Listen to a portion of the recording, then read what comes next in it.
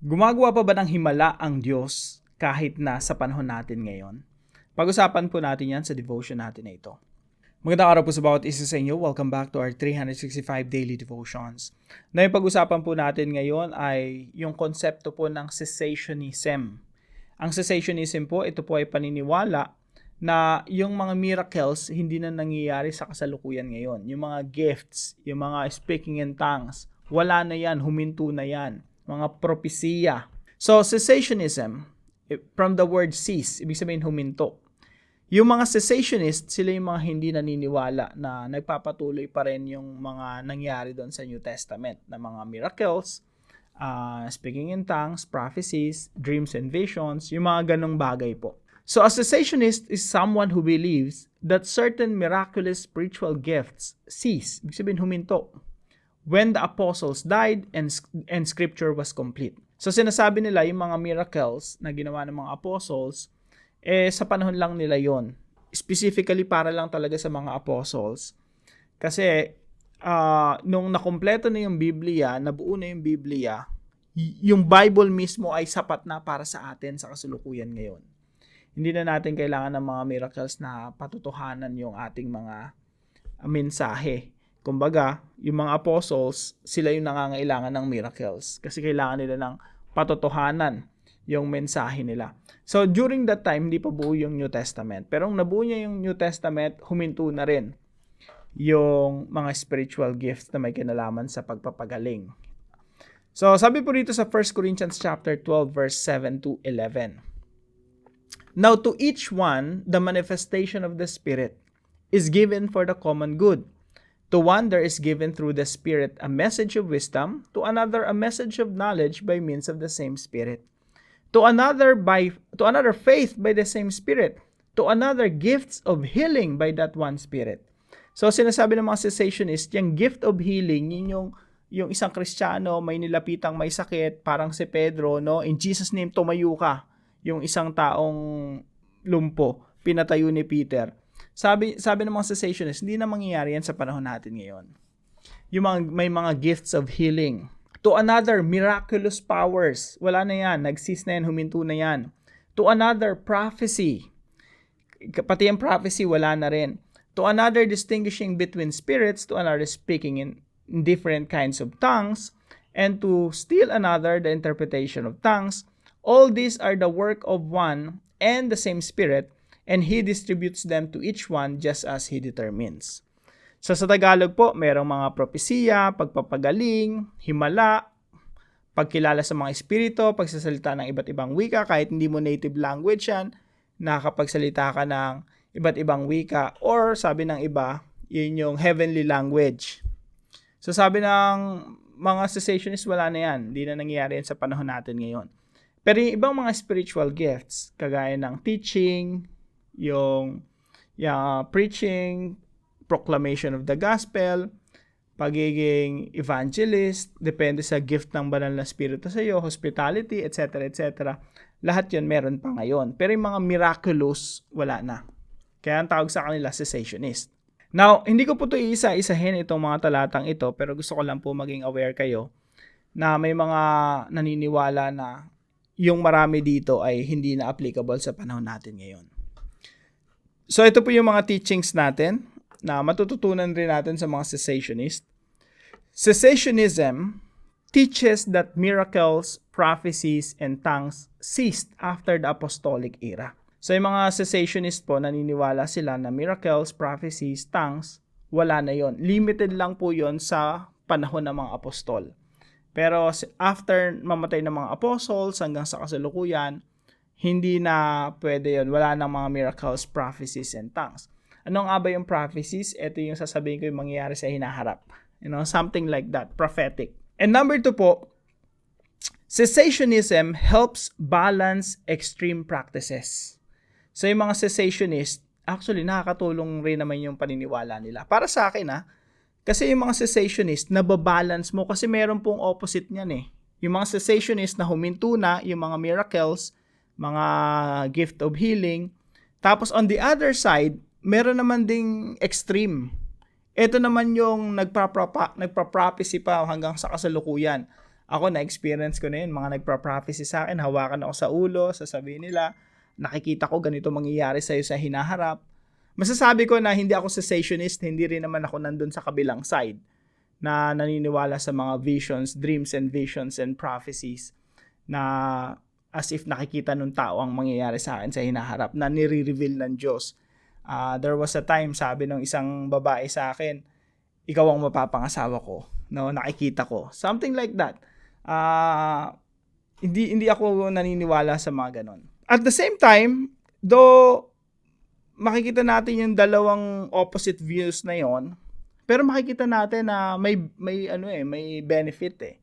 Yung mga cessationist, ang benefit sa akin nun, nakikita ko yung mga extreme, parehong extreme. Para sa akin yung cessationism, yung strict cessationism, extreme yun eh. Yung mga hindi na talaga naniniwala sa miracles at all.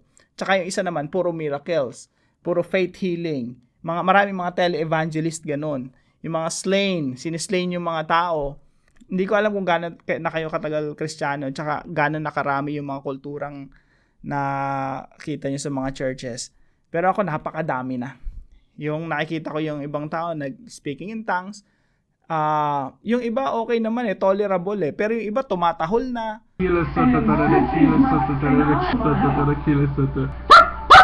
Yung iba nangingisay na dyan sa sumusuka na ng berde at dilaw at kung ano na sinusuka.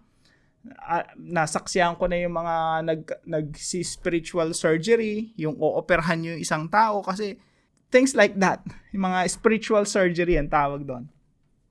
May mga extreme practices na nangyayari talaga. Na ngayon, kung nakikita mo yung both sides na to, magkakaroon ka ng mas maayos na view, balanced na view. So, paalam nyo lang sa comment section kung ano yung mga experience nyo patungkol rito, no? Pero gusto ko lang maging aware kayo sa view ng mga cessationist na, hindi na naniniwala sa ganun. Ang tanong, cessationist ba ako? Strictly speaking, hindi. Cessationism itself can be an extreme belief. Ako, naniniwala ako yung mga strict cessationist na wala ng miracles. Para sa akin, hindi rin naman ganun eh. I think yung Diyos, kaya pa rin niyang gumawa ng mga himala. I think yung mga Christians, pwede pa rin manalangin na yung isang taong may sakit, Lord, pagalingin niyo po itong tao na to.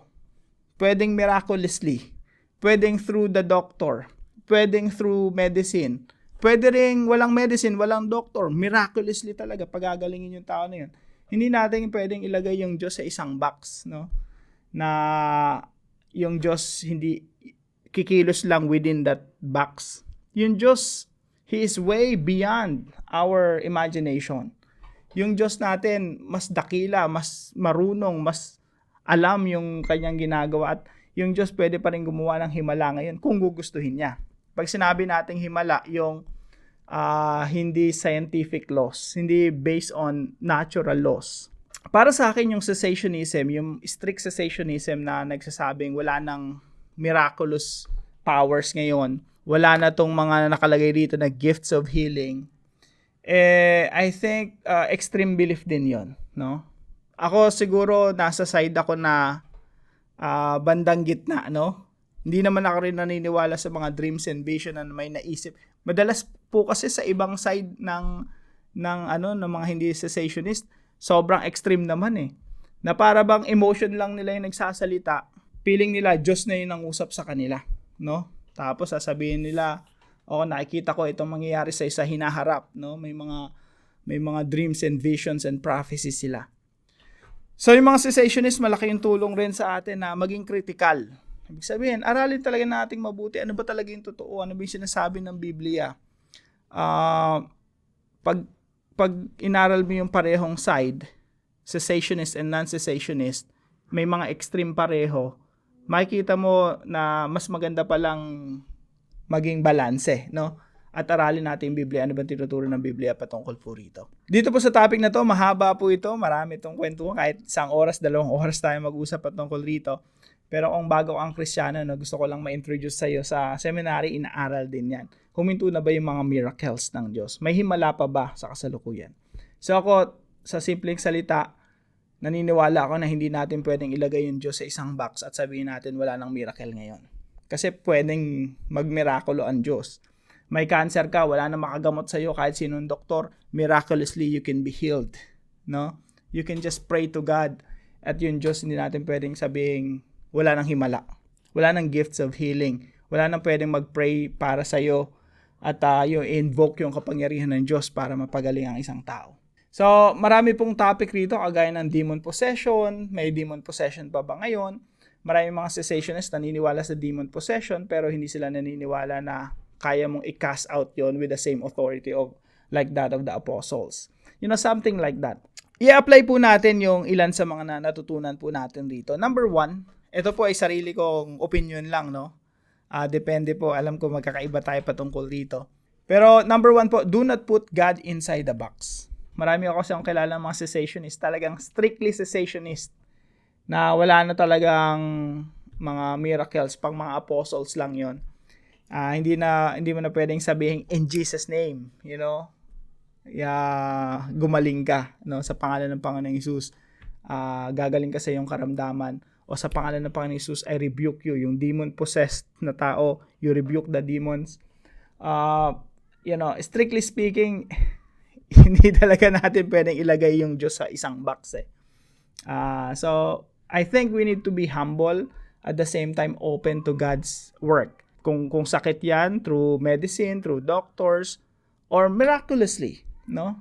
Pwede naman. Number 2 po, pursue biblical views on miracle. Basahin natin, aralin natin yung Biblia, alamin natin ano ba yung tinuturo talaga ng Biblia patungkol sa mga miracles. Applicable pa ba yung himala or miracle sa panahon natin ngayon? So, pag-aralan po natin. Ako, again, naniniwala ako na pwedeng kumilos ang Diyos sa iyong buhay miraculously. Let's say, isa kang missionary, pinersecute ka, kinulong ka, pwedeng palayain ka ng Diyos doon sa pamamagitan ng, hipuin ng Diyos yung isang tao, isang leader, palayain ka doon. Or yanigin ng Diyos, magpadala ng Diyos ng anghel at yanigin yung bilangguan at palayain ka. No, possible yon, naniniwala ako doon. Na yung mga ginawa ng Diyos sa New Testament, pwede pa rin mangyari sa kasalukuyan ngayon. Hindi lang yung mga events na yun, kundi yung mga spiritual gifts. Naniniwala ako na possible pa rin sa panahon natin ngayon. Pero ito po yung isa sa mahalaga. Number 3, be cautious of modern day apostles and prophets. Maging cautious po tayo, skeptical. Pag sinabing skeptical, hindi mo basta-basta tinatanggap. Dapat tayo matalino rin tayo at discerning at inuunawa talaga yung tinuturo ng Biblia. Pag marami po kasi sa TV, sa internet, mga tele-evangelist. Yung sobrang makapangyarihan na ganito lang yung isuit, tagtutumbahan na yung mga tao, no? Tapos nagtatahulan na, nag-headbang na doon at maraming mga, iba't ibang kultura ng mga Kristiyano. So, ang suggestion ko po, be cautious of modern day apostles. Lalo na yung mga taong nagpapatawag na apostol sila or propeta sila. Something like that. Be cautious, skeptical. Unawain natin na ba talagang tinuturo ng Biblia patungkol sa mga bagay na ito. Now, gusto ko pong iwan sa inyo bago ako magtapos dito sa devotion natin na ito. Kung ikaw man ay nasa dead end na ng iyong buhay, talagang wala ka nang makitang, humanly possible solution to your problem, na talagang miracle ang kailangan, you can just ask God, Lord, mag-miracle po kayo, gumawa po kayo ng himala. Hindi naman madamot ang Diyos, no? Sometimes papakita niya talaga sa iyo yung kanyang kapangyarihan beyond the natural world, beyond the laws of nature, na talagang meron Diyos na kumikilos na, hindi maipaliwanag ng tao. So para po sa ating discussion, why is it important to be humble and open to God's miraculous work while being cautious of dreams, visions, prophecies, healings, and other false teachings? So pag-usapan po natin to sa ating mga discussion groups at para naman po sa ating panalangin. Heavenly Father, thank you for your wisdom and truth. Help me to trust in your power while remaining grounded in your word. I recognize that I cannot put you in a box. You are far beyond my imagination. I pray, Lord, that I may discern your work according to your guidance, according to the guidance of your word. Give me wisdom so that I may avoid deception. Let my faith be strong, balanced, and biblical. Open my heart to the wonders you still do today. while keeping me cautious of false teachings. May I seek you above all things, relying on your Spirit for wisdom. Help me to test all things through Scripture and walk in truth. Thank you for your faithfulness. In Jesus' name, amen and amen.